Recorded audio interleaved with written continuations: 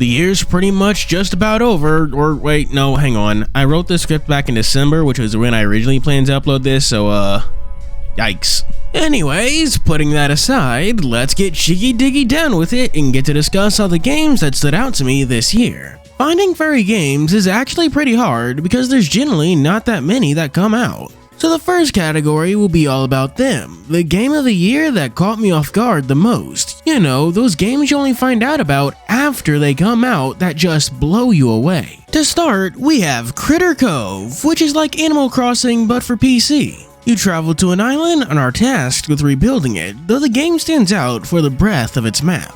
The player is in charge of the largest island on the archipelago, and they travel around the smaller islands to pick up crafting materials and new residents. And you can even dive underwater to explore the world beneath the waves, and you'll come across odd ruins that imply something definitely happened in this world's past. And that contrasts really nicely from how bouncy and fun and silly the game otherwise is. The real thing holding this game back is that it's early access. You can't quite complete the game quickly, but you'll find nothing interesting changing up the gameplay loop after a point. If you like the gameplay loop, you'll love the game, but if you aren't in love with that, you'll quickly fall out of favor. But I'd be remiss not to mention again that the game is early access. The devs are still working on it, so these things might still change. So if you're really hankering to play Animal Crossing, or if you really want one of those labor of love kind of games that you can play for a long time, then Critter Cove might be up your alley. The next game that caught me by surprise was Isle of Swaps, which is a unique little card game styled after Pokemon. I only really play Yu-Gi-Oh, so I can't really comment too much about the actual mechanics of the card game itself, but it does have a mana or energy system to it. The game does have some roguelike elements where you're essentially just handed a starter deck and have to build up something good on the way. However, what I found really neat about the gameplay is the mechanic of swapping cards with the people you beat, and the fact that the stronger, better cards are held by tougher, more difficult opponents add a layer of risk-reward as you choose how you progress. Though you can also buy booster packs and cards directly from shops and vending machine stuff, but you need the money you get from battles to do that. But what I loved most about the game was actually the presentation. So many card games are so focused on making them seem grander than life, like you're summoning these godly monsters and the cards are just stand-ins for actual actions. But in Isle of Swaps, the fields are crayon drawings, you find new cards from the vending machines and trading with friends. It's just so charming to have something so down to earth. However, Isle of Swaps runs into the same problem as Critter Cove in that the game gets stale pretty quickly. And this is made worse by Isle of Swaps being a card game. It's entirely possible to create a solved format where you have the hands down best deck. The challenge is just acquiring the cards, because once you get the good ones, you're never challenged again. The game does mitigate this by having a draft mode, but at the same time, having a format where you build your deck on the spot kind of defeats the purpose of actually acquiring cards, you know? That being said, I still do think Isle of Swaps is a good game, especially since it's only 15 bucks. Did you know that I live stream games? I'll probably be streaming another game the day after this video comes out. You should tune in, but sometimes I don't know what game I should stream, and thus we have the next entry. It's a visual novel called Light My Way. In all fairness, I did know of it, but I just really waffled on it a lot until I finally picked up the game. In the great tradition of furry visual novels, it's free and released part by part on itch.io. It's an urban fantasy story all about this fox named Lucian who's always had a problem. He's always forced to wear glasses lest the light that surrounds other people overwhelm him, but when he gets to college he finds that he's not alone. That those lights around people are called aspects, and that Lucian doesn't have one aspect, he has dozens upon dozens, and not all of his are friendly. And that's in between trying to manage his relationship with his best friend, or well, ex-best friend, after they, kiss, wink wink, the day before he proposes to his girlfriend. Oh wow, that is some soap opera drama, good lord. What makes this visual novel stand out to me is how upfront it is with, well, what it is. There's no slow burn where the tension builds as the supernatural elements reveal themselves. It's this fantasy story that exists on its own terms. Yes, it's weird, but it just tells you to come along for the ride or get off. And it manages to balance out the character drama with the fantasy really well. At no point did I wish it stopped talking about the romance to focus more on the magic, or vice versa, which is really impressive. The fact that it walked such a good balance perfectly is probably why I like it so much. It makes the visual novel easy to get through despite how it basically throws you into the deep end of its world and tells you to sink or swim. Despite knowing about it before, it's a visual novel I didn't expect to like as much as I did, which is why it got this entry. Which brings us to the final entry of this category, a little game called The Ware Cleaner. I only played this game because I had extra time on stream, and I actually found myself more impressed with this than the other thing. You play as a janitor with a small problem. At night, he turns into a werewolf, and everyone in the office is working late. Don't worry, getting caught won't give you a game over, it'll just make another mess to clean up. Although the game is short, it thrives on the fact that it slowly and steadily introduces new concepts in each level, going from just sucking up garbage to washing up stains and distracting coworkers before finally throwing it all at you with a severe time limit. People often talk about difficulty curves, and Ware Cleaners is perfect, creating a fantastic experience. The game even manages to have fun with itself, showing a workplace rebellion, growing and growing before ending in the CEO's grisly murder that you just have to clean up. It creates one of the most tense final levels ever. The Ware Cleaner is a game that's so simple, so short, and so sweet that it wins the Game That Took Me By Surprise award. I guess you could say it really cleaned house. This is a bit earlier than I usually do these, but if you liked the video, do be sure to like and subscribe. The next category will be the best, kinda, sorta, maybe, not really furry game. You know, those games with like 1 or 2 furries instead of a whole cast. The things that barely manage to count as furry. You still have no idea what I'm talking about? Alright, let's just use an example then. Our first candidate for this section is the new gacha on the block, Zenless Zone Zero. You know, the game with this year's white bread basic bitch wolf husbando Von Lycon is from. I actually really like its setting. It's got this super unique sort of old tech post-apocalyptic vibe where technology hasn't really progressed past like the 70s or 80s. The protagonists run a video rental store, and not even DVDs, they sell VHS tapes for God's sake. And the characters even outside of Von Lycon are pretty fun, my personal favorite being Ben Bigger, who you think is the boss of Bellabog Heavy Industries, but he's actually just the accountant. Instead, it's this little gremlin who's the head of Bellabog Heavy Industries. All the characters are wacky and zany in that way that's perfectly suited for a gacha game. They just make you want to gamble for those virtual 1s and 0s, and that's actually the game's biggest problem. The game is constrained by being a free-to-play gacha, never able to go all out with its actual gameplay. It just feels like a half-baked beat-em-up or hack-and-slash constrained by the fact that it also has to work on phones. And by the way, from what I've heard, it runs pretty poorly on phones to begin with. I kind of wish Zenless Zone Zero was just a full-on game instead of being a gacha game, then it'd be able to focus in and design its combat better. In my script I had insert clever transition to the next entry here, but I'm already recording it and I don't have anything clever to say, so we're moving on. The next entry we have is Dragon Ball Sparking Zero, because Beerus and Bergamo are hot. Everyone and their mom should know this game, right? It's basically the modern day Budokai Tenkaichi. No, wait, it is literally the modern day Budokai Tenkaichi since it is considered a sequel to those games. And I'm not gonna lie, the game is very fun. It captures the feeling of the Dragon Ball anime very well. We've got punch rushes, beam clashes, struggles, there's even sparking mode, which is just the characters powering up to the max automatically. I've gotta say, Sparking Zero is at its best when played against friends. Get yourself some couch co-op and you'll have the time of your life. The real problem with this game comes in when you're foolish enough to try and play it online or with a friend that doesn't respect the house rules. Before its release, people were praising Sparking Zero for paying attention to the characters' power levels and actually making those stronger characters literally stronger than the other cast. Turns out that's not conducive to making a fair and or fun online experience. The game was patched, which did help remove a lot of the cheese strats, but again, some characters are literally built better than others. If you're expecting something worth taking seriously like Guilty Gear or even Fighters, you're going to be disappointed because the game just isn't built for that. Sparking Zero seems like a game that was better in concept than reality because I fell off it very quickly. This video did give me an excuse to boot it up again though, which was nice. The next kinda sorta probably not, but I want to talk about them anyway, furry game is Metaphor ReFantagio. Metaphor ReFantagio may not seem like a furry game at first glance. I didn't think it had any furries in it either.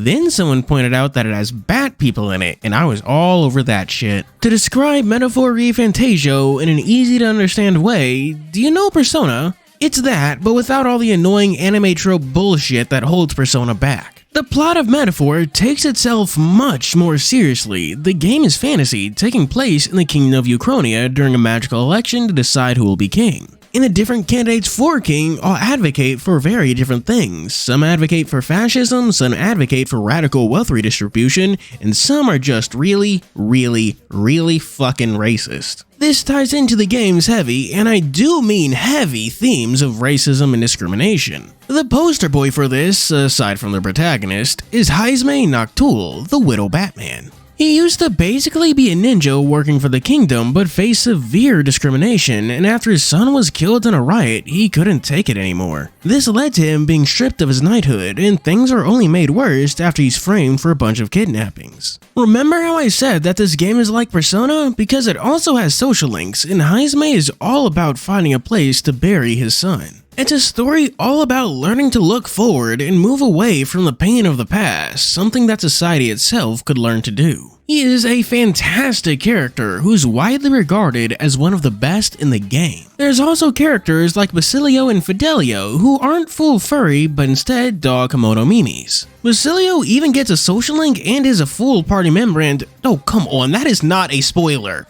He's literally doing the protagonist walk on the cover of the box. The point I'm trying to make is that Metaphor is a great game, and in a just world, it would have won Game of the Year over Astrobot. And if we lived in a hilarious world, Shadow of the Erdtree would have won instead. The final candidate for this section is an indie game called Another Crab's Treasure. While it doesn't have any humans, the reason I call it a kinda sorta furry game is that none of the characters have fur either. Because, well, they're crabs. So I guess it all depends on whether or not you think SpongeBob is furry, and my hot take is that yes. Yes, it is. Anyway, Another Crab's Treasure is all about this hermit crab named Krill who gets his shell stolen, so he heads into the Great Blue Deep to get it back. This sets off a crazy journey that'll have Krill deciding the very fate of our trash-filled oceans. But you know what's even more surprising than that? That this game, yes, this bright game right here about crabs and shit, is a Souls-like. You've got a dodge roll, light and heavies, and even corpse runs. The gameplay isn't half bad, combining a 3D platformer with Souls' complicated combat in a way that works surprisingly well. And the story is really good too. It's this absurd tale about pollution all from the perspective of sea creatures. It uses Krill to put us, the player, on the spot about his passivity. He just wants his shell back, to go back home and for everything to return to normal, but just like us, there are simply problems too big to hide from. But most of all, what makes me love the game is that it lets itself be fun. Maybe it's just due to what they're inspired from, but Souls-like are almost always so serious. But Another Crab's Treasure is so witty and clever. Characters say shell instead of hell, or even bosses' names being the intimidation crab instead of the imitation crab. The game is just thoroughly fun the entire way through, to the point that I beat it twice despite the game only having one ending, and I hate replaying games. That means Another Crab's Treasure gets the title for second best kind of furry game of 2024. I love it a lot, it's an amazing game, but Metaphor is just better. It's a longer experience that plays well with a great story, and I'm also biased towards RPGs, especially those made by Atlas. Though in the interest of fairness, there is one thing in Metaphor that really bothers me. The game has a job system called archetypes, which are leveled separately from the characters, you know? You also know how new party members never start at level 1 just to make everything easier for the player, right? Well, for some reason that doesn't apply to archetypes, so you'll just be neck deep in the game expected to level up a level 60 character's archetype just to make them usable. Metaphor knocks it out the park in every regard, but that is one weird downside. Now let's get on to the third section. I think it's kind of late when I'm writing this. Best ongoing furry game. Listen, I know this section's name isn't as clever as the others, but like, just fucking bear with me, please. Anyways, the criteria for this section is that it has to be a game who's still getting consistent and active support from the devs in the form of new content. They don't have to have actually come out this year, just have gotten new content, so that doesn't mean balance patches or just bug fixes, but actually new stuff. Anyway, the first thing we'll talk about today is a little game called Housamo, emphasis on called because its full English name is Tokyo After School Summoners. It's a gacha game like Zenless Zone Zero, but Housamo has been running for way longer. It's a bit like Fate's Day Night, where a lot of the characters are from myth and literature, but instead of being mid-anime women, they're all buff furry men. The plot? Oh boy, it's complicated, but basically the entire game takes place in Tokyo within the bounds of this app game. It's seemingly benign, just a game, but the player learns very quickly that things are more complicated and dangerous than they seem. So they're forced to learn more about how the app actually works as the entirety of Tokyo hurtles towards destruction. I know that's like super vague, but the more detail I get into it, the more insane it will sound, and we only have so much time. It's free on your phone, so if you want to know more, play it for yourself, and I super recommend you do. Housamo's writing is genuinely really good, like they put tons of effort into their characters, making sure the myth matches their designs and by extension the story as it's incorporated into the game. Like take this guy, Daikoku. In real life, the Hindu god Shiva got turned into the Buddhist figure Mahakala, and in turn Mahakala got syncretized into Japanese Shintoism as the Shinto god Daikoku-ten. And the god Daikoku-ten himself was already syncretized with the figure Ohokuni Nushi. Why am I telling you this? Because Housamo actually makes use of it. In Housamo, we never truly meet Daikoku-ten because Ohokuni Nushi possesses the body of Daikoku-ten, referencing the fact that the two were syncretized into the same deity in real life. And he possesses that body using the power of Mahakala, referencing how the big guy got syncretized into Daikoku-ten in real life. And Mahakala himself is noted for existing across two worlds, Shangri-La and Devaloka, the worlds representing Buddhism and Hinduism respectively, since in real life, Mahakala is a deity in Buddhism and Hinduism respectively. And he's not the only character like this. Tezcatlipoca, Hephaestus, Shiva, they all have this level of effort put into them. The amount of effort put into this game's writing is genuinely breathtaking, to the point that I used to make videos about it. And it's crazy that the thing I've seen that best interprets mythology isn't Fate, it's not God of War, it's this stupid little gay gacha game. Huh? Housamo's gameplay? Oh yeah, that sucks. I'm not even going to try and defend it here. Combat's something I wish you could skip. The next game is one made by Studio Klondike, the guys that made Nekojishi. Don't worry, that one won't show up, and if I had any less dignity, I'd use this line as an excuse to shove it onto the thumbnail. The game I'm talking about is similar, but it's also much more, and it's called Statos. I streamed the game, made an entire video about it, and I somehow lost all the fucking footage. Do you realize how annoying that is? The entire game is like 16 hours. I can't replay all that shit. So enjoy all the small footage I could scrounge up. As I should have been saying, Statos is a cross between a visual novel and Master Duel. Yeah, I know that sounds insane, but just listen for a sec. It has the usual visual novel stuff, but sometimes to make a decision, you have to play a card game. You can also play the card game on its own, but more on that later. The story of Statos takes place during a civil war, with the last two crowned mages, the Lion Vitus and the Lizard Valisis, caught in the middle. And they're caught in the middle of more than just a civil war, as they accidentally free the devil and the god that sealed him. But faith in the two of them has waned so much in the modern era that they're mostly impotent, invisible to all but the crowned mages. They use their magic to summon heroes from their world's past, think Fate's Day Night but less butchering real-world myths and more gay and more furry. There's the war hero Hercules, the healer Circles, the mage Krokos, and the thief Zermes. These heroes are incredibly skilled, but they only answer to the crowned mages. And the governor of Areneopolis could use these heroes and by extension Vitus and Valisis' help as the civil war knocks at the city's gates. And thus the stage is set. We've got our heroes, we've got our setting, and we've got our conflict. Statos breaks itself down into chapters, and those chapters into smaller episodes that each deal with a different hero doing different things. From dealing with orphan children with a gift for sorcery with Krokos to an arrogant and horrible commander who's about to lose the war with Hercules. The writing for this game is amazing, genuinely being one of the best written visual novels I've played.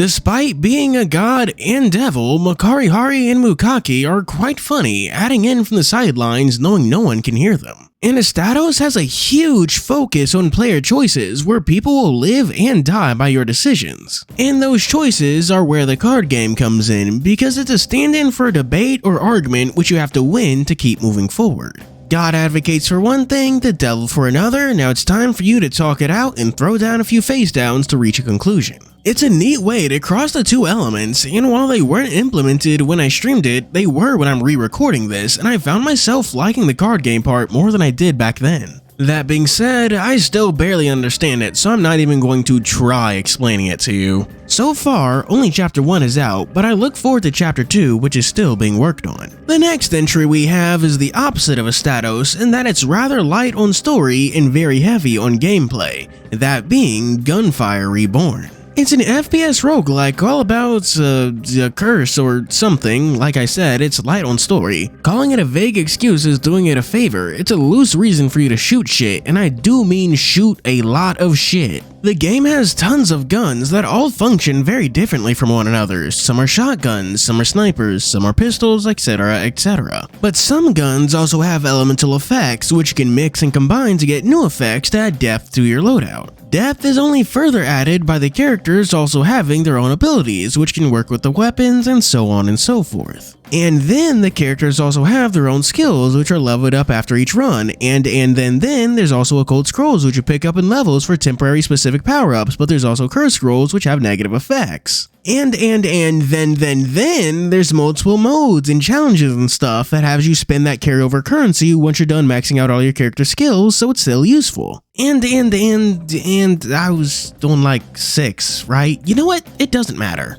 My point is that this game has tons and tons and tons of content to the point where if you only have $20 to spend, I'd recommend you buy this since it'll keep you busy for ages. You can even play with friends. The only downside is that the game is pretty light on actual story, which is a bummer because that's the only thing the game is really lacking, a reason to play other than the gameplay itself. The next game we'll be discussing is another visual novel, and it's one that goes by the name of Cienia, written like that because it's Polish. It follows the cat Tomasz Tyszko, who's the apprentice of the local detective Marcus. There's been a string of missing persons cases lately, and they think they were working on another when the person of interest suddenly shows back up. He even shows up at Tom's house in the middle of the night, and he asks one thing: do you see them too? What is he talking about? Could it have something to do with the hand that thrust itself through Tom's chest, or the ominous letter his friend's mother sent? Cienia means shadow, and it seems like there's something dangerous lurking in these.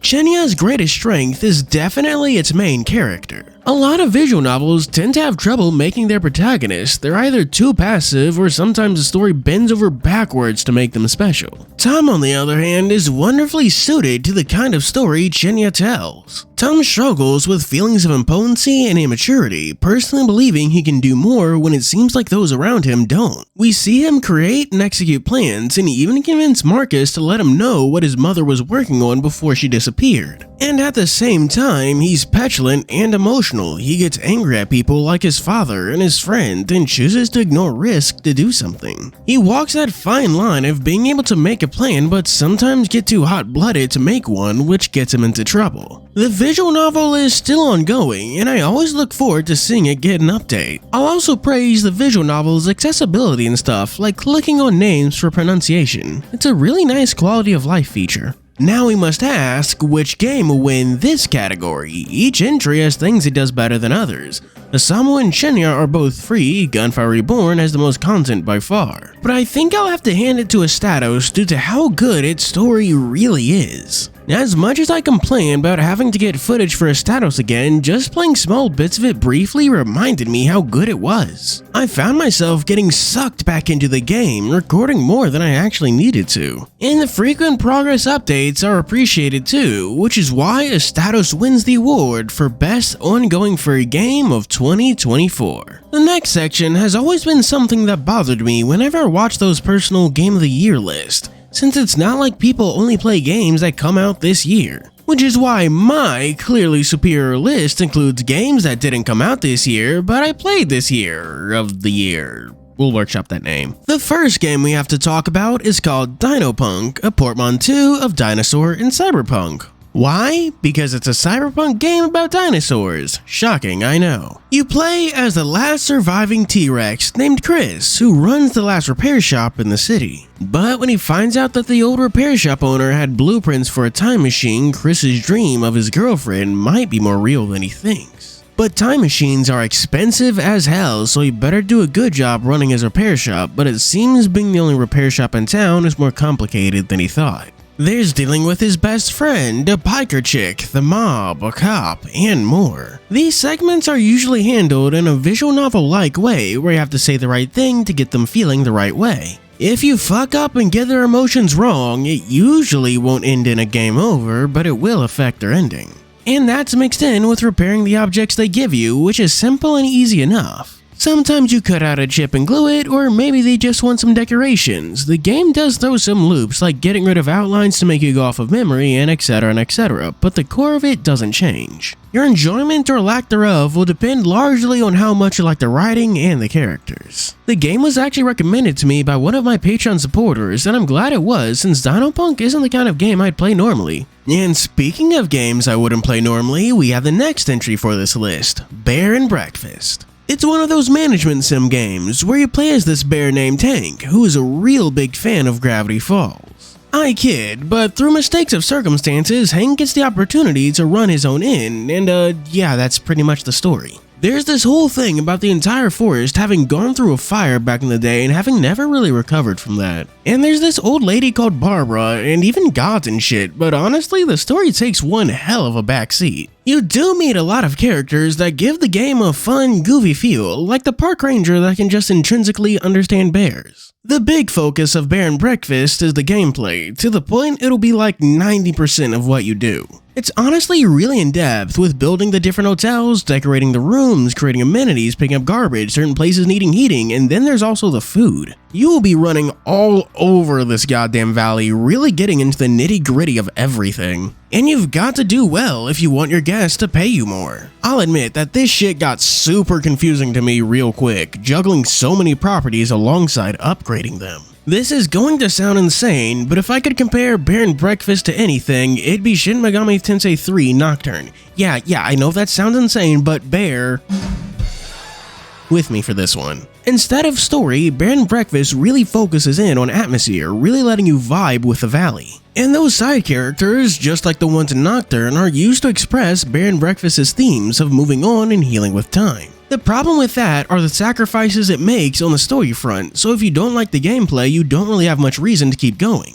Just like how if you're not a fan of RPGs, you won't like Nocturne, if you're not a fan of management sims like me, you won't really like Bear and Breakfast. I can recognize that the game's very good, but just not for me. Thankfully, that's not something I can say about the next game because it is very, very much for me, and its name is Kellypot. It's all about the kingdom of Celephus, which has fallen into disarray, but as the two princes, Cain and Abel, explore the cause, they get separated. And yet, when Abel finds his brother, he nearly kills him, but he's narrowly saved by a merchant named Will as they're pulled into a wasteland. There are ways out, but not to the world Abel knew. If he wants to make his way home and save his brother, he's gotta solve a problem beyond time and space itself. It's a good plot that suits the game's nature since Kellypot is a roguelike Metroidvania. You start with nothing, collecting items along the way until you either win or lose, in which you can make permanent upgrades. The gameplay is surprisingly good with plenty of items to collect and abilities to learn, which I won't get into here for the sake of time. If you want more info, I already did an entire video about Kellypot, which you should check out if you'd like. My point is that Kellypot's gameplay is pretty good, but what I love about Kellypot above all else are the characters. You see, after every run, in the hub area, Will and Abel would often have small conversations that manage to be funny and add to the lore.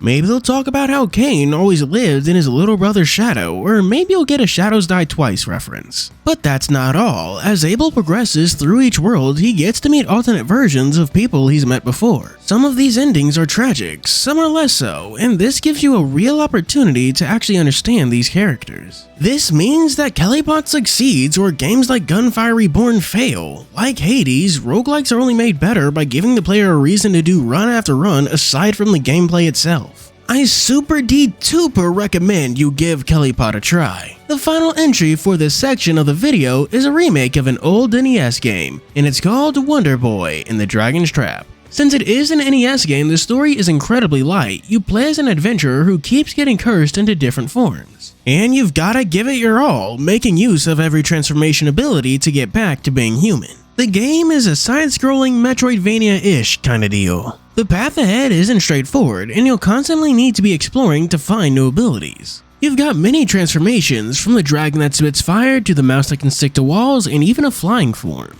And enemies also drop consumable side weapons and sometimes extra life potions to make things easier for you. And that's on top of your gear having different stats depending on your form, so swapping out is a must. And I do mean a must because holy shit does Wonder Boy love reminding you it's an NES game by being hard as fuck. I still haven't beat the game, I'm in the final area, I've met the final boss, but it's just that difficult. I love this game to death, but it's got two problems. One, it's like super ultra mega difficult, and two, it's honestly kind of simple. It's an NES game for God's sake, a really good one, but just an NES game. Oh, I do want to mention how you can switch the graphic styles and even the music on the fly, which I'll admit is sick as fuck. The question now becomes, which of these 4 entries will— yeah, it's Kellypot. Anyone who knows me could have seen this coming from a mile away. I love this game. I love it to death. Like, to the point if it came out this year, I'd probably make it my game of the year. And speaking of game of the year,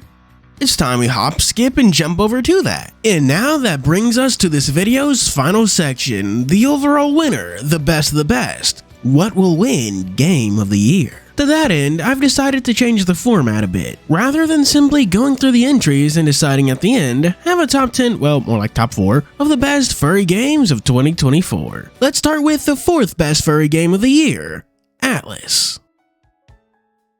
It's a game I've had my eyes on for a while. I even played the free demo on itch a while ago. To be honest, I didn't really like it back then, but now that it has an early access Steam release, I gave it a second go and streamed it. And despite my first impressions, I really liked it. Atlas's plot is vague at best. You just play as one of the many lost souls called to the world of Atlas to bring peace to the lands. It's an MMO, so there's doing quests, completing dungeons, picking your class, and of course, talking to other people. The gameplay has some neat platforming, and all the weapons do function differently. As for combat, there's a quick dodge and a parry mechanic, so the combat's also fairly good. There's even class-specific and race-specific skills to further vary the combat. But the thing that really sold me the most on Atlas on this replay was the experience. You may have been able to tell from this list, but I play a lot of single-player games, so this entire experience of actually playing with other people was super novel. Like, I was struggling with this one dungeon. I couldn't find this lever to open this one gate for the life of me. But then I suddenly found the gate open and myself joined by 2 other people. It was a surprisingly charming moment for allies to show up just as quick as they left and for us all to reap the rewards. It's the social aspect, the talking, the gestures, and the surprisingly complete game that surprised me. It's randomly getting items from a good Samaritan, coming out of nowhere to help someone with a fight, or learning how to do a gesture from some stranger you've never met. It's certainly a game I'll be keeping an eye on and playing a lot more of. The 3rd game on our dear list will be one I streamed recently. I say like I didn't stream Atlas more recently than this, but we'll ignore that. It's called Mercury Abbey. It's a puzzle adventure game all about this down-on-his-luck novelist named Herod, who's forced to take care of his nephew Willie while his sister does, I don't know, diplomat stuff. Seeing as how he needs inspiration, one of Herod's friends recommends he makes a stay at the secretive sanatorium, Mercury Abbey. It was supposed to be a nice, relaxing retreat, but it doesn't take long for Herod and Willie to realize something is going on. From cloaked figures to hidden contraptions and rumors of hidden treasure, Mercury Abbey is full of surprises. I won't get into too much detail with the story because it is a story-driven game, but I will get into a lot of details about the characters and setting because they are peak. Herod and Willie are 2 fantastic protagonists. Willie's got this fun, bouncy energy that contrasts from Herod's toned-down demeanor. Herod tries his best to keep a lid on Willie's adventurous instincts, as they say, but he can't help but going along with it since he's just like the little guy. In the setting for this game, the titular Mercury Abbey is great, from the mines beneath the manor to what happened to the last of the nobles that used to call the manor their home. And it seems like this manor was made by the guy from Resident Evil because, like I said, this is a puzzle game. None of the puzzles are honestly that hard. I took a big sippy of the dumb fuck juice and managed to do just fine. A little side note is that I really like how any node or key for a puzzle shows up as a little tab while you're doing the puzzle rather than requiring you to quit out to your notes. The only problem with this game and the reason it gets third place is that the translation is kinda shoddy. Like, look at this. His name is Tenoldir, not Tin Soldier. It's not enough to get in the way, but the script really could have used a once-over. The second best furry game is one I wanted to make an entire video about for a while. Considering I am clipping things out for this video, it might come out soon, but anyways, the name of the game is Anomaly Collapse. It happens suddenly. The entire city of Epsilon is thrown into chaos as anomalies begin to run wild. You've got 8 characters, ranging from Glitch, a member of the Anomaly Research Association, to Regal, a prisoner who's secretly a spy. These characters couldn't be more different, but they all have their own reason for trying to get to the heart of what's happening in Epsilon. And I do like the setting of Anomaly Collapse too, since it's reminiscent of that whole SCP fandom or genre or whatever you call it. Your characters fight anomalies with anomalies, which is different from how fantasy and sci-fi tends to handle itself, since anomalies as a concept are so loose. The game itself is turn-based, with an oddly refreshing take on the system.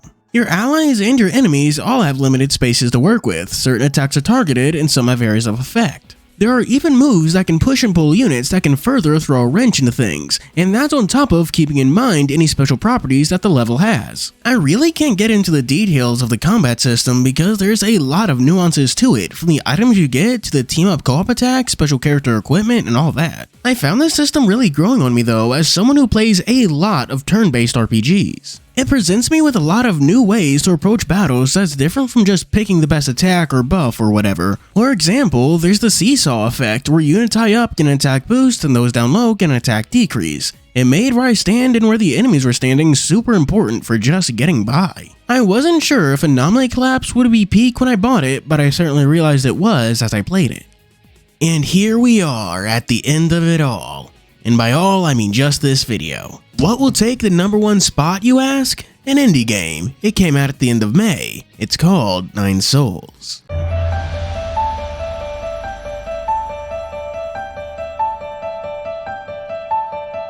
The easiest way I can describe this game is if Hollow Knight is Dark Souls but with bugs, then 9 Souls is Sekiro but with cats. The aesthetic is self-described as Taopunk, mixing high-tech sci-fi with traditional Eastern themes and characters. The game is based on Chinese mythology, specifically the story of the archer Ho Yi and the 9 Sons. In the game, Yi is one of the 10 souls, tasked with guarding the rest of their race while they're in stasis to avoid a plague. But he gets betrayed by his teacher, and thus begins Yi's journey to bring down the 9 souls. The game is very direct with its story for a Souls-like, which is to its benefit as the characters are really good. 9 Souls is a game about revenge, but we get to see Yi slowly soften and find a new resolve for killing the souls over the course of the game. And then there's Xuan, who Yi slowly grows closer to as he gives him his culture's knickknacks, watching Xuan learn and develop from a boy to someone who can succeed Yi. And the gameplay is stellar, to the point it's supplanted Hollow Knight as my favorite Metroidvania. Yi has the usual basic attack and charge attacks and a special healing bong. But what makes 9 Souls special is that it's like Sekiro. Its combat is based on parrying anything and everything. You parry on the ground, you parry in the air, you parry to bounce projectiles back, and even charge your parry to bounce back the super dangerous stuff. And it's given the most beautiful sound effect to top it off. I'm being super reductive because this video's long enough, but I can't stress enough how much 9 Souls blew me away. From the gorgeous hand-drawn visuals to the beautiful soundtrack. One of my favorite things about the game is that it only gives the bosses backstories after you kill them, humanizing them in a post-mortem way that really makes you take in what you just did. These are people with friends, family, past, history, failures, and regrets, and you're killing them. The last guardians of the Solarians, you are taking a civilization out back and shooting it in the skull. At the beginning of the game, you'll be doing it for revenge, but by the end, you'll think it's probably for the best. 9 Souls was such a wonderfully unique experience that I don't think any other game will be able to capture. and that's why it wins my furry game of the year. I could keep this video going, but it's 7 AM of the day this video goes up, so I really need to get going and get to the Patreon shoutouts. For our 3 stars, we have special thanks to Choron, SkyKing64, 87 Werrell, Garen LaFayette, Zora Chow, Venomous, RiderBoom378, and Jay Stassi. For our 4 stars, we have Mickey Moon, McCoides, and Utterly All, the, I don't know, Chow Garden? And for our Super D2per special 5-star shoutouts, we have first, The Good Old Days, the Sonic the Hedgehog, followed by Hodari Lion, the Shadow the Hedgehog. Thank you for watching, do be sure to like and subscribe, and check out my Ko-fi and Patreon. As always, this is your host Fuuri, signing out.